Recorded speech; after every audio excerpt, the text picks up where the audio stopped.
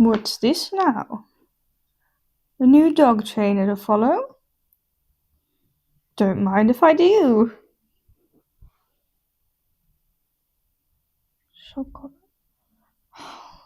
Dang it. Not again. Why does this happen every single time? Do you also get annoyed when you have to unfollow another dog trainer because they support bad training methods? Well, me too. My name is Naomi and I've had this happen to me twice this month. I find someone fun to follow, right? A dog trainer, someone young perhaps, and their stuff looks pretty good, and then suddenly, like a week later, there's a post where they say something pro e-collar or pro something else, or it just shows a video of them using a very negative training method, and all of my respect for them kind of just...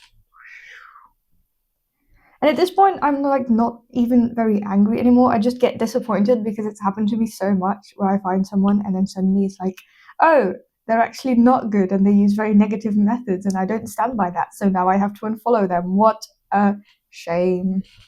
I don't know. For some reason, it's very hard for professional animal trainers not to hurt their animals, on the internet at least.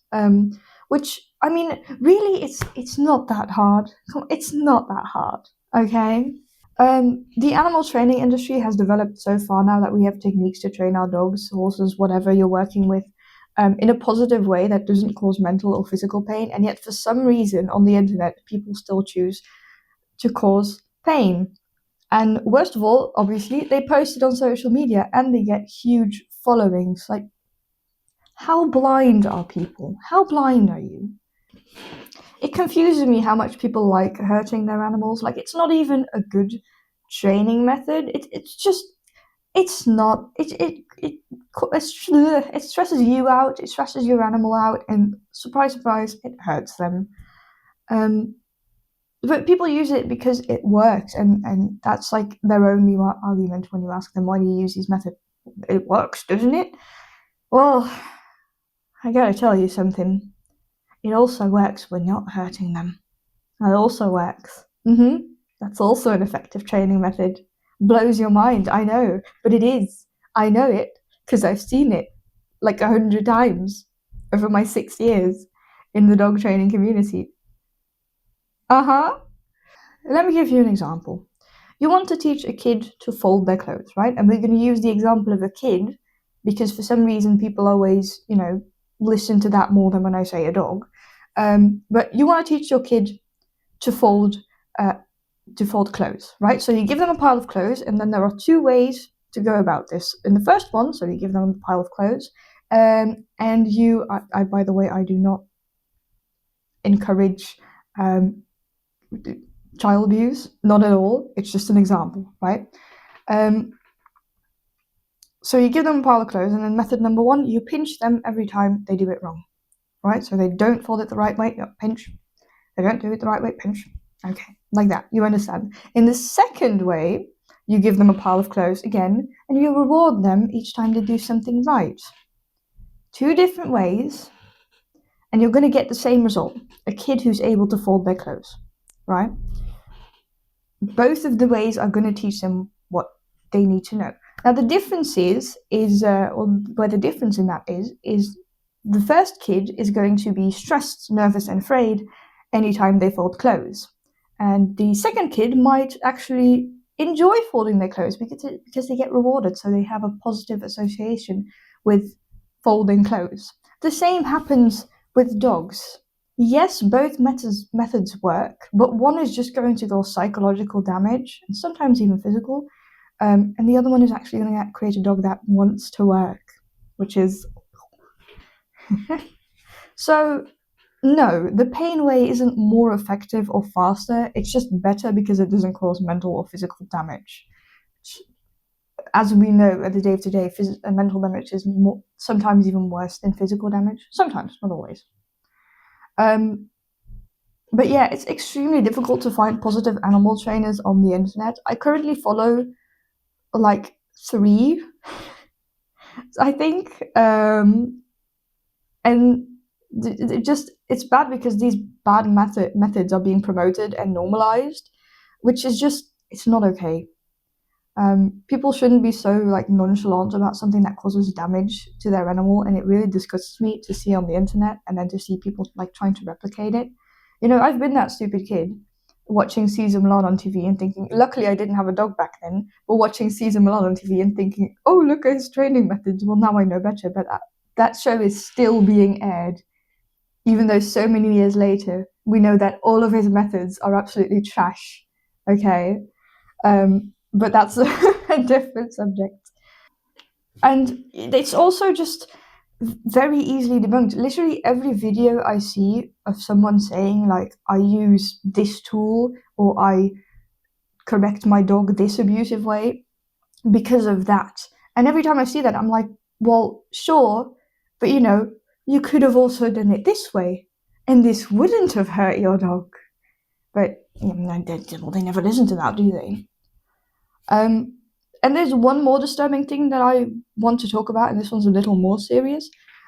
You might know the accounts Mal Raised by a Teen and Golden Raised by a Teen. They're very popular on Instagram, especially.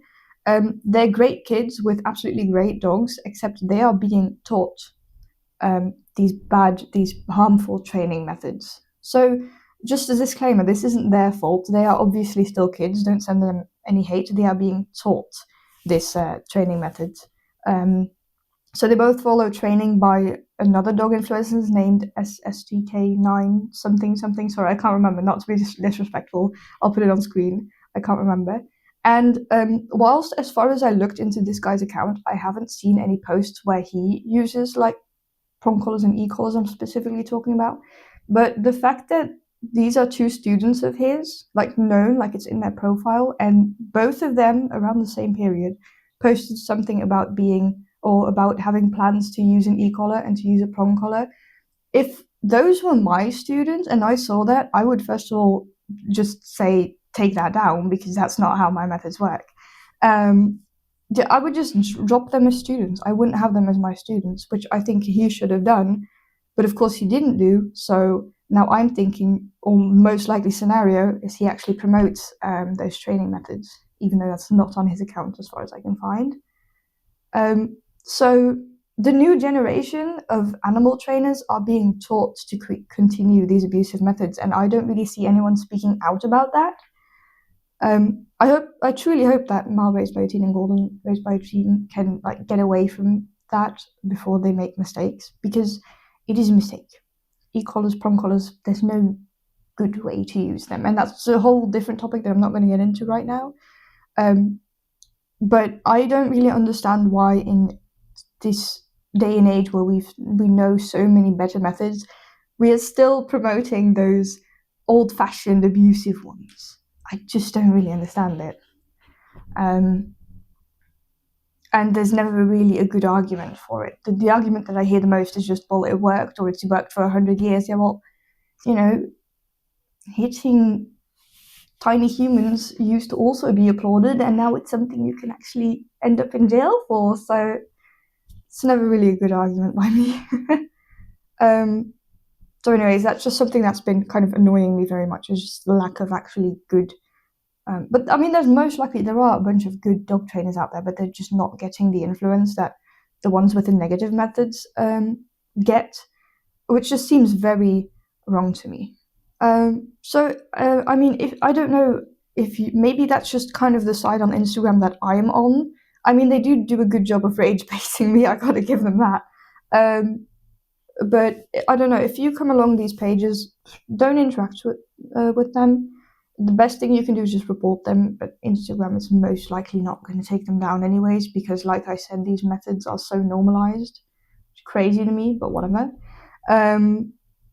Yeah, best thing you can do is just report them and just not follow them. Don't interact with them. Remember, negative attention is still attention, and the algorithm still likes that. So just don't follow them. Just follow your own morals, okay? So anyways, don't send any hate to any of the accounts I showed in this video. They don't deserve that. They're still human beings, and I believe in the ability to learn. Let's hope that they do. Subscribe if you're also tired of seeing animal abuse on the internet. Let me know if you want me to talk about anything else, and if not, I'll see you around.